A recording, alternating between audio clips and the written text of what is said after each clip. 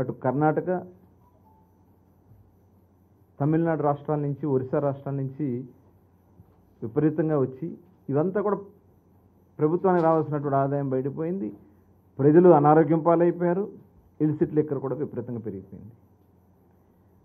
ఇవన్నీ కూడా పరిశీలించిన తర్వాత గౌరవ ముఖ్యమంత్రి గారు ఒక బెస్ట్ పాలసీ, గతంలో కూడా 94 తర్వాత అప్పుడున్నటువంటి విధానాల్లో మార్పులు చేసి దేశంలోనే ఆదర్శంగా నిలిచింది. ఆ రోజున దేశంలో ఉన్నటువంటి అన్ని రాష్ట్రాల్లో వచ్చి ఆంధ్ర రాష్ట్రంలో చూసి ఎలాంటి పాలసీ అమలు జరుగుతుందని ఆ రోజు చూశారు.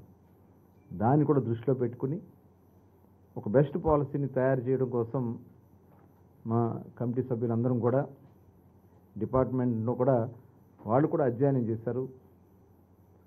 దేశం అంతా వెళ్ళి దాదాపు ఒక 6 రాష్ట్రాలు గవర్నమెంట్ షాపులు అమలు జరుగుతున్నటువంటి విధానం, ప్రైవేట్ షాప్స్ అమలు జరుగుతున్నటువంటి విధానం, అటు ప్రైవేటు గవర్నమెంట్ కలిపి నడుపుతున్నటువంటి విధానం, ఇవన్నీ కూడా స్టడీ చేసి వాళ్ళకు రిపోర్ట్ చేసి ఇవ్వడం జరిగింది. అలాగే ట్యాక్సేషన్ కూడా ఏ రకంగా ఉందనేది ట్యాక్సేషన్ విషయంలో కానీ, ఎందుకంటే గతంలో మేము ఎన్నికల మేనిఫెస్టోలో ఇచ్చినటువంటి రిజర్వేషన్ కూడా ఏదైతే గీత కార్మికులు ఉంటారో టాడీ ట్యాపర్స్కి సంబంధించి కళ్ళు గీత కార్మికులకి 10% షాప్స్ ఇస్తామని చెప్పి ఆ రోజున ఎన్నికల్లో హామీ ఇచ్చాం. దాని మీద కూడా ఒక రిపోర్ట్ తయారు చేసుకుని ఇవన్నీ కూడా మరి ముఖ్యమంత్రి గారికి ముందు రేపు సబ్ కమిటీ ముందు, రేపు కేబినెట్ ముందు పెట్టడానికి ఇది ఈరోజు 3వ సమావేశం కూడా కండక్ట్ చేసుకున్నాం. థర్డ్ ముఖ్యమంత్రి మొత్తం 4 సమావేశాలు అయినాయి. రేపు కేబినెట్ ముందు మా ప్రపోజల్ దీన్ని మరి పెట్టాలని చెప్పి నిర్ణయించుకున్నాం. దీనిలో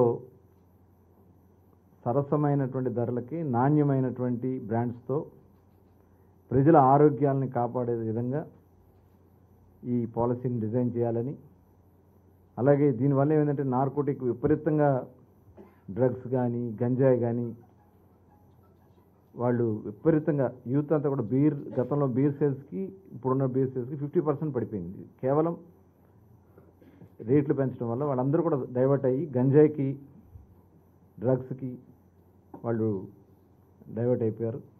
తిరిగి అవన్నీ కూడా కంట్రోల్ చేయడానికి కూడా మరి దీంట్లో ఈ పాలసీలో కొంత ఈ ఎరాడికేషన్కి సంబంధించి ఏదైతే మద్యాన్ని నియంత్రణ కోసం రేపు రాబోయే కాలంలో కొంత ఫండింగ్ కూడా దానికోసం ఖర్చు పెట్టడానికి కూడా నిర్ణయించుకోవడం కూడా జరిగింది. మిగతా విషయాలన్నీ కూడా గౌరవ సభ్యులందరూ కూడా తెలియజేస్తారు. ఇప్పుడు